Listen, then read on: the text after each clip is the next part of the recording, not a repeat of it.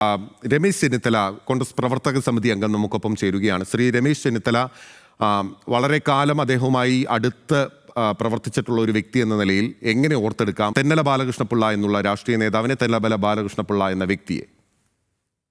Sir എന്നും Indian national കോൺഗ്രസിന്റെ ഒരു സൗമ്യ മുഖമായി.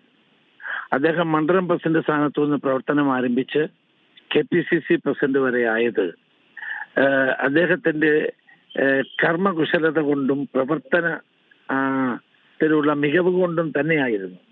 ഒരു അധികാര സ്ഥാനവും ആരുടെയും പിന്നാലെ ആവശ്യപ്പെട്ട് നടക്കുന്ന ഒരു സ്വഭാവവും അദ്ദേഹത്തിന് ഇല്ലായിരുന്നു. എല്ലാ സ്ഥാനങ്ങളും അദ്ദേഹത്തെ തേടി വന്നിട്ടുള്ളതാണ്. പാർട്ടിയിൽ പ്രശ്നങ്ങൾ ഉണ്ടാകുമ്പോൾ അദ്ദേഹത്തെ തേടി പാർട്ടി വരുന്ന ഒരു സന്ദർഭത്തെയാണ് ഞാൻ എപ്പോഴും കണ്ടുകൊണ്ടിരുന്നത്.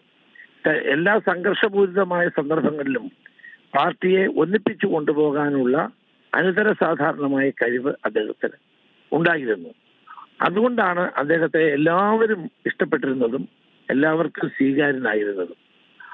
അദ്ദേഹം അതുകൊണ്ട് പാർട്ടിക്ക് വേണ്ടിയിട്ട് നൽകിയിട്ടുള്ള സംഭാവനകളെ പരിഗണിച്ചാണ് അദ്ദേഹം ആവശ്യപ്പെടാതെ തന്നെ രാജ്യസഭയിലേക്ക് 3 തവണയും നിയമസഭയിലേക്ക് 2 തവണയും അദ്ദേഹത്തെ നിയോഗിച്ചത്. ഏതായാലും തെന്നല സാറിന്റെ ഈ വിയോഗം പാർട്ടിക്ക് ഒരു വലിയ നഷ്ടം തന്നെയാണ് എന്ന് സൂചിപ്പിക്കാൻ ഞാൻ ആഗ്രഹിക്കുകയാണ്.